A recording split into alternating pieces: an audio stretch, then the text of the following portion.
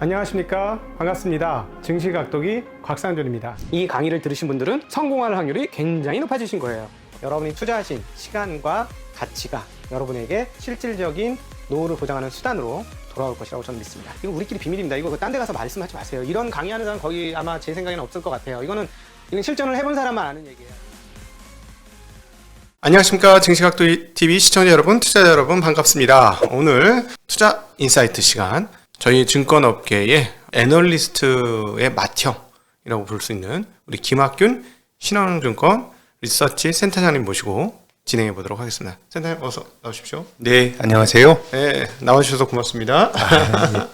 올해 지난번에 나와서 말씀하신 것처럼 그 이후 한국 시장이 좀 힘이 없고 계속해서 하반기 내내 좀 안 좋아서 한국 투자자분들이 지금 굉장히 힘들어하고, 야, 아직도 한국 시장에 있냐, 그러면서 어떻게 표현하냐면 국장에 있냐 아직도. 이게 두 가지 의미인 거죠. 예. 그러니까 한국장이라는 표현도 있지만은 국장은 이제 장례식장 같은 그런 표현, 그런 시장에 있냐 이런 얘기들을 많이 하고, 또 덩달아서 애널리스트들의 내년도 실적 전망치도 상당히 하향되고 있고, 네. 그런 상황인데요. 하나 먼저 이렇게 가볍게 여쭤보고 싶은 게, 상황이 어려우면 애널리스트들도 조금 영향을 받을 수밖에 없지 않나요? 그러니까 지금 상황이 너무 좋으면 내년도 전망을 할 때 네. 아무래도 조금 더 긍정적으로 할 수밖에 없고, 그런 이제 편향. 요즘처럼 이렇게 상황이 조금 나쁘면 애널리스트들의 전망치도 조금 어려워지고, 그런 게 이제 조금씩 보이는 거죠. 네. 올해 한 해 내내 반도체에 대한 논란이 벌어졌는데, 삼성전자의 고점은 올해 1월이었죠. 네. 10만 원 거의 금방 넘어갈 것 같았는데, 지금 그럼 10개월 조정이죠. 네, 크게 10개월. 보면. 네. 10개월 조정인데, 조정 기간의 상당 기간 동안은 사실 반도체 그 빅사이클론이 주가는 빠지지만 네. 올라갈 거라 그랬는데, 그렇죠. 한창이었죠. 늘 네. 그런 것 같아요. 결국 지나고 보면 다 그런 건 아니지만 결국 시장이나 주가가 맞고 상당히 진행된 다음에 이제 사람들이 후행적으로 이제 뭔가 보이기 시작하는 건데, 네, 그렇죠. 그래서 두 가지를 제 생각엔 지금 이 수익 추정치가 하향 조정되고 이런 것들은 매크로 사이클 보면 합리적인 것 같고요. 네. 근데 이제 투자하는 입장에서는 이제 주식은 그거보다 훨씬 더 먼저 고점을 찍고 떨어졌기 때문에 네. 거기서 밸런스를 잘 맞춰야죠. 네. 이번에 그런 역으로 돌아설 때도 애널리스트 못 맞출 거예요. 네. 굉장히 우리가 강세 장세는 뭐라 그러죠? 낙관론에서 저물고 비관론 속에서 바닥을 치는 것처럼. 네.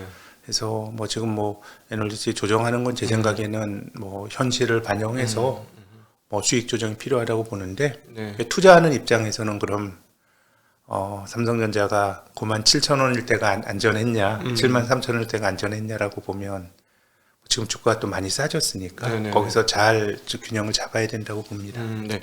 지금 한국은 올해 이제 대략 EPS 전망치가 한 180조? 과거보다는 많이 올라갔어요. 정말. 180조가 당기순이익이죠? 네, 당기순이익. 네. 네. 그런데 이제 내년도에 약간 소폭 올라갈 거 정도. 네. 예, 그렇게 예상을 하면, 과거에 보면 한국 기업들의 이 정도의 이익을 내는 거라면 한국 기업들의 체력이 많이 좋아진 거 아닐까 싶은데. 저는 이제 올해 우리 기업들이 벌어들인 이익이 네. 만약에 경상적으로 앞으로 반복이 될 거라고 보면 말씀하신 거에 공감을 하고요. 네네. 다만 좀 이제 걸러서 봐야 될 게, 네. 우리나라 이제 매크로에서 우리나라 GDP가 올해 한 4% 성장할 것 네네. 같고 내년도 한 3% 성장할 것 같습니다. 네네. 이 4% 성장은 우리가 거의 최근 10년의 가장 높은 성장이거든요. 네. 그럼 올해 4% 성장할 수 있었던 거는 작년이 역성장했기 때문이에요. 네네. 그래서 이제 매크로 보면 작년에 GDP 성장이 마이너스 0.9, 올해 4, 내년 3 이렇게 본다 그러면 4, 3은 훌륭하지만 네, 그 다음에 작년부터 놓고 본다 그러면 그 다음은 사실은 2023년은 우리가 아직까지 합리적으로 네. 평가하기는 좀 힘드니까 2020년, 21년 내년 연평성이 2%예요. 네. 그럼 이거는 우리 잠재 성장률 수준이고 결코 높다고 말하기 힘든데, 네. 그럼 기업 이익도 아까 180조 원은 이제 코스피 상장사의 단기 손익을 말씀해 주신 것 네, 같고, 네. 제가 지금 수치가 기억나는 거는 영업이익입니다. 네. 영업이익이 올해 한 235조 올 것 같아요. 네. 아유. 근데 그 직전에 사상 최고치가 한 190조 원입니다. 그러니까 막 엄청나게 늘은 엄청나죠. 거잖아요. 그건 내년도는 조금 늘어날 거다라고 이제 애널리스트 보는 것 같아요. 네네. 근데 이제 동일한 논리로 우리가 매크로라고 하는 게 작년에 거의 역성장을 했고 네. 올해 그 작년에 못한 거 올해까지 한다고 보면 작년도 우리나라 기업이익이 한 140조 영업이익이었어요. 아, 2020년. 2020년. 네. 그러면은 작년과 올해를 놓고 본다 그러면 평균해서 보면 190조 원이 나오거든요. 네. 그럼 190조 원이 그 과거에 전혀 보지 못했던 수치냐? 그거 아니에요. 네네. 그 2017년, 18년에도 190조 원 정도 벌었으니까 네. 그래서 이제 내년 이후의 성과가 조금 중요할 것 같은데 네. 제 느낌으로는 지금 애널리스트들이 뭐 그렇게 대단히 낙관적인 편향이 있는 것 같지는 않은데 음흠. 뭐 성장이 조금 둔화가 되고 네. 순환적인 경기 사이클이 하강이 된다 그러면 내년도에는 올해보다는 지나고 보면 저는 조금 감익이 될 가능성이 있는 것 같고 근데 지금 지금 우리 예상보다? 베이스가 높으니까 뭐 조금 감익이 되더라도 200조 원 이상에서 유지가 된다 그러면 제 생각엔 뭐 괜찮은 실적인 것 같은데 네. 그래서 지금은 내년 숫자를 보는 것보다는 작년, 올해, 내년 연결시어서 봐야 될 것 같고요. 그렇게 본다 그러면 제가 아무렴님 주식이 뭐 대단히 싸거나 그런 느낌은 아닙니다. 그럼 그 부분에서 그럼 우리가 과거 역사의 이제 밴드상으로 보면은 그래 PER 배수 따져보면 싼 건 아닌데 금리가 이제 이제 올리기 시작하지만 올려도 과거 평균치보다는 조금 낮은 상황에서 형성이 될 가능성이 높다는 걸 치면 금리까지 감안해 보면 지금이 제 비싸지 생각에 않은 핵심은 가도 금리인 것 같아요. 금리. 이제 금리와 주식의 밸류에이션을 비교한 게 이제 일드갭이라고 하는 네. PER의 역수에서 이제 금리를 뺀 그 값으로 보면 지금 마찬가지로 지금 주식이 뭐 21세기 들어와서 엄청나게 주식이 싸다는 아닌 것 같고 그렇다고 뭐 버블이다 이렇게 말하는 것도 좀 맞진 않는 것 같고요.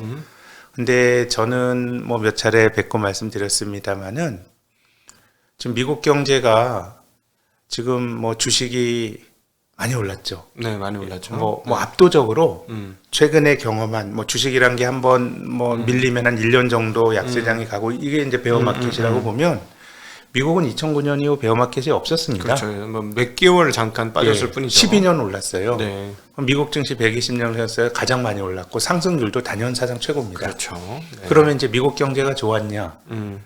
최근 10년 동안 혹은 최근 5년 동안 해도 다 마찬가지고요. 이거를 코로나 이전 이후로 끊어도 마찬가지인데 미국 경제의 연평균 GDP 성장률 최근 10년 동안에 1.6%예요. 이게 어느 정도냐 하면 우리가 1970년대를 자본주의의 위기라고 부르지 않습니까? 네. 근데 그 당시에도 미국 경제의 실질 GDP 성장, 인플레 뺀 값이 3.2% 연율로 성장했어요. 네네. 근데 지금 10년이 주식이 이렇게 좋은데 연율로 1.6%밖에 성장을 못했으니 그럼 지금 주가를 설명하는 요인이 뭐냐? 그럼 저금리가 맞는 것 같고 그래서 인플레이션 때문에 중앙은행가들이 막 당황하고 여러 가지 이제 얘기들이 나오는데 역설적으로 보면 경기가 별로 안 좋으니까 성장이 구조적으로 안 높아지니까 결국 저금리를 유지를 한 거거든요. 네. 그래서 그 효과가 자산시장에서 아주 드라마틱하게 나타난 것 같고 네네. 그래서 저는 내년도가 결국은 뭐 기업이익이 뭐 저는 좀 슬라이틀리한 감익을 생각합니다만은 그게 본질은 아닌 것 같고 결국은 금리가 좀 중요할 것 같습니다. 금리가 뭐 많이 안 올라간다 그러면 또 주식 쪽에서 또 기회가 또 있다라고 저는 봅니다. 네. 금리 관련해서는 일단 먼저 한국부터 점검을 하고 미국으로 한번 넘어가면 좋을 것 같은데요. 오늘 이제 이렇게 영상을 찍는 오늘 11월 그 한국 금통위가 열렸고 금리를 0.25% 올리면서 이제 기준금리가 1.00% 그리고 톤으로 봐서는 1월 달에 거의 추가 금리 인상 확실시. 네, 그러면 1.25까지 올라가는 거고요. 사실은 뭐 9월 달 이후로 시장이 어두웠던 것 중에 하나는 지금 이번 달에 올리고 1월까지 올리면 3연타를 때리는 거잖아요. 아주 짧은 기간에 전 세계에서 중앙은행 중에서 가장 빠른 속도로 브라질이나 이런 나라 빼고 가장 빠르게 이제 금리를 올리는 거라서 이런 측면에서 한국 시장이 조금 어려울 수도 있었고 조금 긴축적인 분위기가 있어서 뭐 시장이 그랬다라고도 해석할 수 있는데 일단 먼저 한국 기준금리 올리는 거에 대해서 왈가왈부 많을 것 같아요. 그래서 많죠, 어떤 사람은 뭐 금융의 불균형 때문에 경제 불균형 때문에 당연히 해야 된다고 아니다 이건 경제를 너무 힘들게 만드는 거다 어떻게 보면 좋을까요? 근데 오늘 한국은행이 이주열 총재가 금리 올리고 네. 또 기자회견에서 내년 1월에 올릴 것까지 거의 확실하다시피 할 정도의 언지를 줬는데 네. 시장 금리는 꽤 떨어졌거든요. 그러니까 지금 시장에서는 최근에 이제 한국의 금리가 급등을 하면서 1월까지는 올리고 네. 한 번 정도 더 올리는 이런 정도가 지금 이제 시장 금리에는 프라이싱이 되어 있는데 네. 물론 이제 이주열 총재는 내년에 이제 아마 다른 분이 중앙은행 수장하시겠습니다만은 이제 1월 이후에 대해서는 굉장히 여러 가지로 고민을 좀 말을 해줬습니다. 네. 그렇게 된다 그럼 저는 한국은 시장 금리는 얼추 우리가 올해 9월, 10월에 봤던 고점을 이미 본 거 아닌가. 그 금리는 금리 인상을 4번 하는 까지 것까지도 포함해서 이제 네. 프라이싱이 된 것 네, 같고요. 현재 시중에서 돌고 있는 국채 금리 막 치솟았던 게 네. 네. 그렇게 본다 그럼 저는 금리는 내년도에 그렇게 많이 한국 금리는 올라가기가 좀 힘들 것 같고, 네. 그건 뭐 제 전망이고, 그리고 또 조금 당위적으로 이제 드는 생각도 네. 이게 지금 경제가 저는 이제 부채 덫에 빠진 것 같아요. 이게 어디 뭐 한국도? 바람직한 현상은 아니지만 지금 우리나라가 성장률이 앞서서 제가 지금 한 3년 동안 연율화 보면 2%라고 말씀드렸는데 성장률이 최근 10년 동안에 아주 드라마틱하게 떨어졌어요. 잠재 성장률도 한 10년 전에 비해서 거의 1%포인트 떨어지는, 네. 이게 10에서 9가 된 게 아니고 3%에서 2% 됐다라고 하는 건 아주 드라마틱하게 떨어진 거거든요. 네네. 30%가 빠진 거니까. 네, 이제 뭐 그렇게 성장률이 이제 떨어진 거고요. 그러다 보니까 이제 중앙은행 입장에선 금리를 올리기가 좀 힘들고 또 전체적으로 부채가 많이 늘어나서 그러니까 성장률도 둔화됐는데 최근에 한국 매크로 지표의 중요한 특징은 민간 소비 증가율은 전체 GDP 성장률을 만성적으로 하회해요. 그러니까 사람들은 성장도 둔화되지만 소비를 더 못한다는 거예요. 의외로 기업들의 투자가 부진한 건 아니고요. 네네. 뭐 이제 올해 우리나라 기업 투자는 사상 최대였고, 네네. 뭐 투자는 뭐 왕성하게 하는데 결국은 민간 소비는 계속 지금 안 되는 거거든요. 네. 좀 이 상황에서 금리를 많이 올리게 되면 어떤 일이 발생하냐면 전 소비가 많이 안 좋을 것 같아요. 그러면 중앙은행 입장에서도 금리를 많이 올리는 게 맞냐라는 생각이 들고, 네. 좀 지점장님 말씀하신 것처럼 그럼 이제 금융 불균형이나 네. 좀 논란이 있지만 사람들이 금리가 낮으니까 겁이 없어서 빚도 막 내고 자산 가격 올라오고 이건 어떻게 할 거냐인데 뭐 핵심 부동산이겠죠. 네. 저는 근데 금리를 올려서 부동산을 잡으려면 코스트가 되게 많이 들어요. 네. 어떤 의미냐면 과거에 이제 그 노무현 정권 참여정부 시절에도 부동산 가격이 많이 올라갔잖아요. 네네. 하느니 기준금리를 많이 올렸어요. 네. 근데 가격이 집값이 안 떨어졌어요. 네. 반대로 이제 박근혜 정권 들어와서는 집값 떨어지는 게 이슈가 됐었죠. 그렇죠. 하느니 그래도 금리를 낮췄어요. 예, 그렇죠. 근데 집값이 반등을 못했어요. 네네. 우리가 보통 금리가 올라가면 자산시장 투자하는데 조금 조심스럽고 금리가 떨어지면 사람들이 리스크 테이킹을 해야 돼. 왜 그런 일이 안 벌어졌냐 하면 지점장님처럼 금융시장에서 일하는 사람들은 금리에 대해서 연속적 의사결정을 해요. 그게 어떤 의미냐면 채권을 사고 파는 펀드 매니저는 네. 금리가 올라갈 것 같아? 그럼 채권 팔자.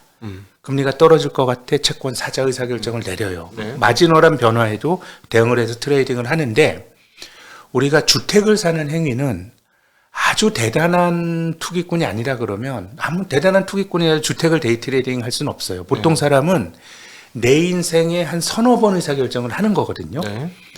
그러니까 그 의사결정은 금리를 보면서 하는 연속적 의사결정이 아니고 매우 단선적인. 내가 집을 사기로 마음을 먹으면 금리가 조금 올라가도 사요. 네. 내가 집을 안 사기로 기대 심리가 형성이 되면 금리를 낮춘다 그래서 금리를 집을 사지 않아요. 그렇죠. 그렇기 때문에 금리 조정을 통해서 주택과 같은 단선적 의사결정을 하는데 영향을 주려고 마음을 먹으면 굉장히 많이 올려야 돼요. 많이 떨어뜨리거나. 네네. 근데 지금은 한국 경제는 부채라든가 성장이라든가 이런 코스트가 매우 크거든요. 그러면은 전체적으로 가계부채라든가 아니면은 주택시장에 대해서 어떻게 대응을 할 거냐? 네. 저는 총량 규제를 할 가능성이 굉장히 높다고 봅니다. 우리가 얼마 전에 네. 전세자금 대출 같은 것도 막아서 원성이 막 네. 자자했잖아요. 네네. 그건 옳은 정책 아니지. 왜냐하면 주택에 대한 의사결정은 뭐 한 최소한 한 2년, 1년 두고 하는데 네. 이거 갑자기 막아버리면 안 되지만 네.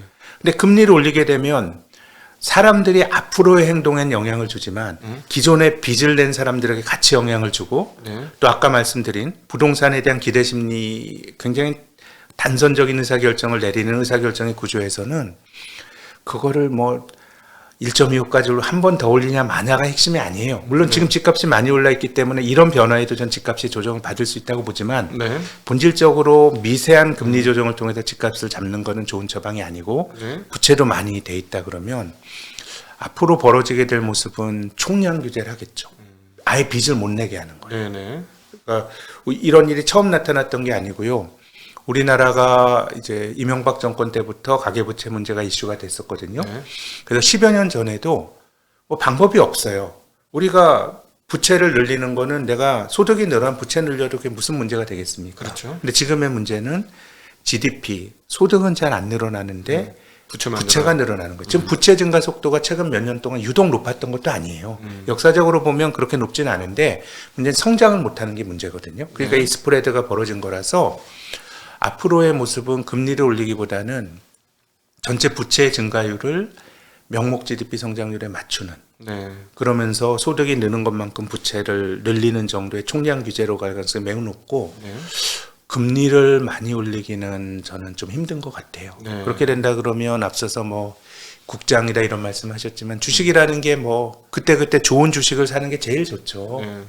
근데 우리 증시가 예전에 한번 밀리면 반토막 났잖아요. 네. 네. 그냥 강세장 조정으로 한 25% 조정을 받았어요. 네. 그런 거라 그러면 지금은 주식이 뭐 해서 그렇게 물론 개별 종목은 좀 전혀 다른 차원의 문제고요. 네. 지금이나 옛날이나 지금 뭐 코스피가 뭐 한 10% 조정을 받았다 그러면 뭐 10%밖에 안 빠져서 다행이다 뭐 이런 말씀은 전혀 아니지만 이것도 결국은 금리가 어쨌든 절대 레벨에서 낮으니까 주식이 잘 안 빠지는 거거든요. 네네. 그런 거라 그러면은 저는 한국은 금리가 많이 올라가지 않을 거다. 그리고 시장 금리는 네. 올해 이미 고점을 봤을 고점. 수도 있다는 게 제 생각입니다. 네. 네. 하나 그러면은 잠시 이제 얘기하셨던 것 중에 참 그 풀리지 않는 한국의 문제, 앞서 부채에 덫에 빠졌다라고 표현을 했는데 사실은 이 부채 때문에 금리를 올리면 경기가 죽고 그렇다고 부채가 계속 늘어나게 하면 소비가 또 계속 부채로 인해서 소비가 또 줄잖아요.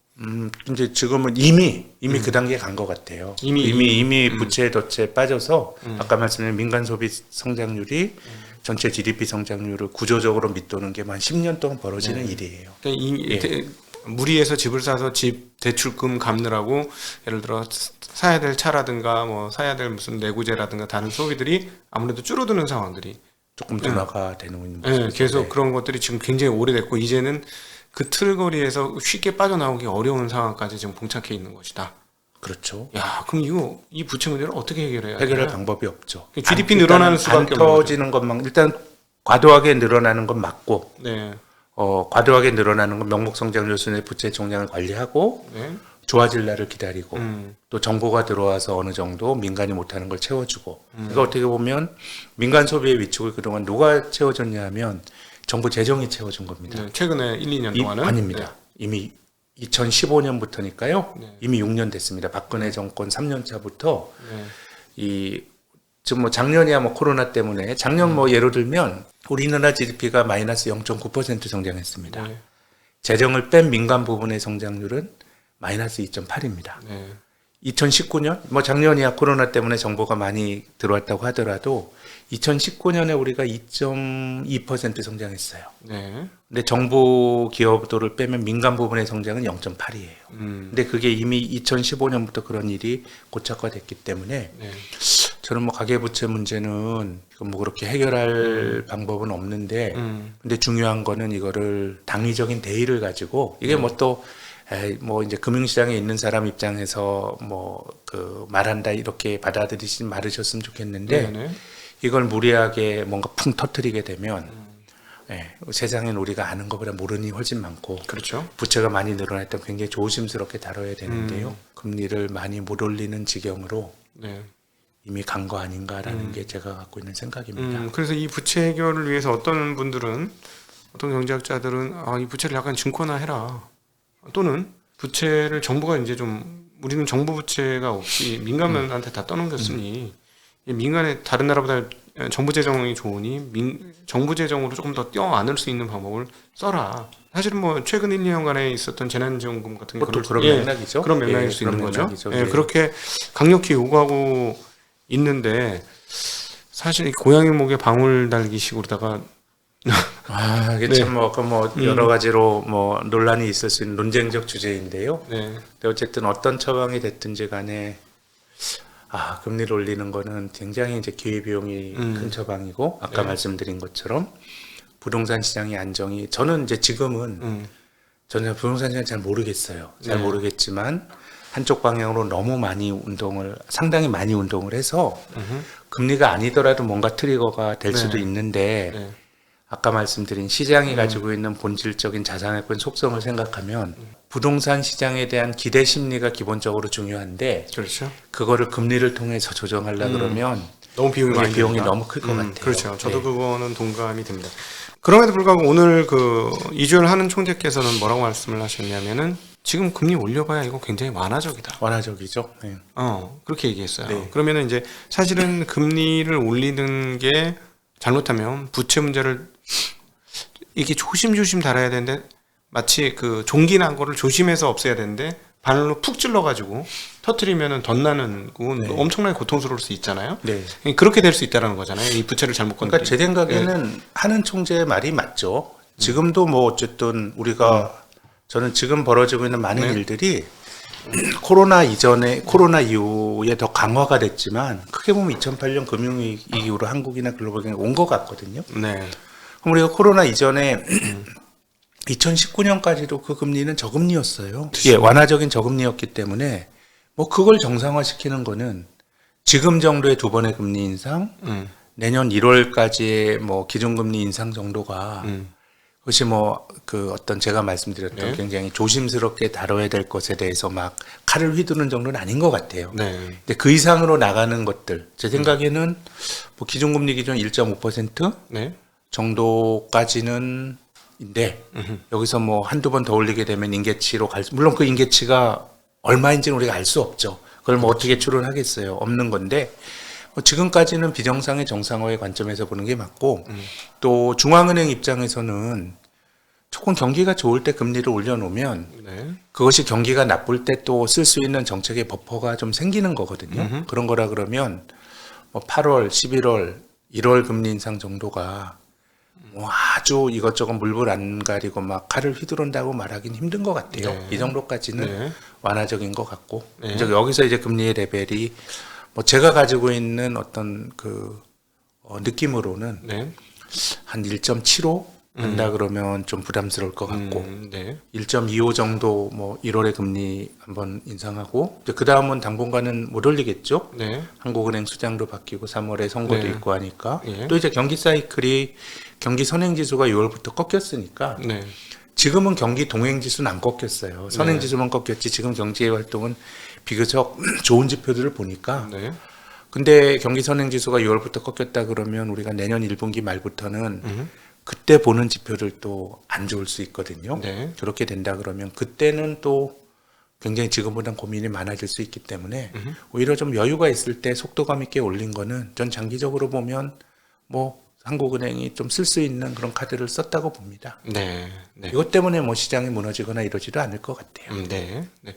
금리가 그렇다면 한 대체적으로 한 1.5% 정도까지는 뭐 그렇게 긴축적인 상황까지라고 보기는 어렵고 그 정도면 이제 적정 금리. 한 1.25%가 적정 금리, 1.25%. 1.5%가 살짝 매파적인 금리인 네. 것 같고 네. 이제 거기서 더 올라간다라 그러면은 조금 어떤 임계치, 네. 사람들이 가지고 있는 어떤 그 생각의 변화 이런 것들을 가져올 수 있는 건데 네. 지금 정도라 그러면 저는 뭐 한국은행이 맞는 길로 가고 있다고 생각합니다. 근데 이제 그 하는 총재도 얘기를 했습니다만 인플레이션이 지금 미국에서 얘기 나오는 것처럼 한국에서도 인플레이션 얘기가 나와요. 근데 이제 뭐 워낙 이제 미국 중심으로만 생각을 하다 보니까 한국은행에서 인플레이션을 얘기하는 게 맞나 하는 생각도 저 이제 하도 미국 시장 중심으로 생각하다 보니까 그런 생각이 드는데 그 정도로 지금 하는 총재가 얘기하는 것처럼 생각보다 단기적이지도 않고 좀 길어지고 있어서 예를 들어 금리 인상이라는 정책 대응이 인플레이션 조절을 위해서도 필요한 그런 상황으로 보시나요? 사실 저도 올 가을이 되면 인플레이션 물가 상승이 둔화가 될 거다라고 보는 쪽이었는데 네. 이제 그런 건 결과적으로 틀렸죠. 네. 그렇게 본다 그러면 저는 저는 미국도 그럴 거라고 보는데 커뮤니케이션은 조금 매파적으로 하는 게 좀 중요할 것 같아요. 차라리. 왜냐하면 네. 금리를 올리는 거는 어떤 식으로든지 간에 경제의 코스트를 높여요. 부채가 많이 늘어난 상황에서는요. 네. 그러면 이제 금리를 올리는 최후의 처방을 좀 아끼기 위해서도 인플레이션에 대한 기대 심리를 조정해 줘야 되는데 네. 예를 들면 연방준비제도의 점도표 이런 게 결국 그런 기대 심리를 조정해 주는 건데 네. 근데 잘 안 먹히잖아요. 인플레이션은 일시적이다. 연준 의장이 말 이건 권위 많이 잃었고 네. 또 점도표 뭐 9월에 금리 인상할 거다.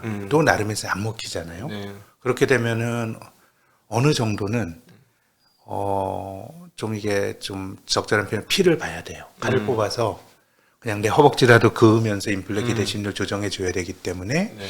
지금은 한편으로는 변화가 나타나고 있긴 합니다. 네. 컨테이너 운임 가격 8주째 하락이죠. 네. 벌크선 운임은 거의 반토막이 난 것 네, 같아요. 네. 또 원재재 가격도 유가로 85불에서 70불대로 떨어졌고요. 네. 거의 니켈이나 지금 그 농산물 가격만 신고가를 치는 것 같은데요. 네. 근데 어쨌든 그렇다고 하더라도 지금 인플레이션은 현재 진행형이니까 조금 커뮤니케이션은 굉장히 매파적으로 할 필요는 있는 거 아닌가 생각합니다. 네. 자, 그러면 과거 이제 이 정도 금리라면 한국 주식시장 입장에서 사실 뭐 경험해봤던 금리 중에 높은 금리는 아니죠. 1%면 그리고 뭐 1.25% 가든지 1.5% 가든지 그렇다고 해도 뭐 썩 높은 금리는 아닌데 그럼에도 불구하고 금리 올리는 거를 주식시장에서 약간 부담을 느끼는 것 같기도 하고 그런데 뭐 앞서 말씀을 하셨지만 결국은 성장률 또는 기업들의 이익에 대한 그럼요. 컨센 지금 정도는 뭐 금리가 한국 금리가 빨리 올라간 것도 전 영향을 분명히 줬다고 보는데 주식이라고 하는 거는 사이클이 있고 네. 또 저는 뭐 어떤 한 지표를 가지고 그것의 기계적인 인과관계를 가지고 주가를 전망하는 건 반대하지만 네. 그래도 경기 선행 지수가 주가와 유사하게 움직이잖아요. 경기 선행 주가는 경기의 선행성을 가지고 네. 또 경기 선행 지수 안에 주가가 들어가니까 약간 뭐 이렇게 순환 논리가 될 수도 있지만 경기 선행 지수는 경기를 미리 보여주는 거잖아요. 그렇죠. 네. 경기 선행 지수의 고점이 6월이고 코스피 고점도 6월이었어요. 네, 네, 네. 그럼 이제 지금 이거는 그냥 자연스러운 어떤 경기를 반영하는 과정으로도 충분히 설명이 되는 것 같고요. 네. 그렇게 된다 그러면 또 경기라고 하는 건 또 사이클이 있으니까 우리가 이제 주가가 반도체 주가 막 떨어질 때 애널리스트에 이건 아니야. 네. 시장의 과민 반응이라 그랬지만 실제로는 주가가 맞았어요. 네. 근데 이제 바닥도 더 빨리 칠겠죠. 선행지수로 보면 경기 사이클이 매우 짧아졌기 때문에 예. 뭐 내년도 2분기 중반 정도가 되면 굉장히 비관론은 많지만 주식은 또 그 어느 정도 순환적으로 바닥을 칠 수가 있고 그러면 이제 경기가 순환적인 사이클을 반영한다 그러면 네. 한 15% 20% 정도에 끝나요. 근데 이제 그 다음에 어떤 시스템적인 리스크, 신용 리스크가 생기면 네. 주식이 그냥 반토막이 나는 거거든요. 네. 그런 거라 그러면 지금은 우리가 얼마 전까지 3,300에서 뭐 2,900까지 네. 갔죠. 한 뭐 15% 언저리 빠졌으니까 뭐 그 바닥이 완전히 바닥을 치고 올라갈지 아니면 또 비슷하게 제 생각에는 또 바닥으로 가지만 저점은 많이 안 낮춰지는 정도가 몇 달 정도의 흐름이 아닐까 생각하는데 가격 조정은 상당히 많이 이루어진 것 같아요. 반도체도 그렇고 네. 그런 거라 그러면 이제는 이제 금리가 이제 더 중요한 것 같습니다. 예. 네. 금리만 안 올라간다 그러면 또 내년 한 중반이 되면 경기 사이클은 지금과 좀 달라질 가능성이 있다고 봅니다. 네. 그러면은 지금의 이 하락 조정이 조금 더 시간을 끌고 진행을 하다 보면 아마 시간과 함께 저점 확인을 할 것 같고 그러다가 이제 경기가 뭐 크게 둔화되는 기미가 안 보이면 다시 이제 회복의 흐름으로 예상해 볼 수 있다. 이런 정도로 정리해 볼 수 있을까요? 그렇습니다. 네. 네. 네. 여러분은 지금 신영증권 리서치 센터장님이신 김학균 센터장님과 함께하는 각도기 TV의 투자 인사이트를 보고 계십니다.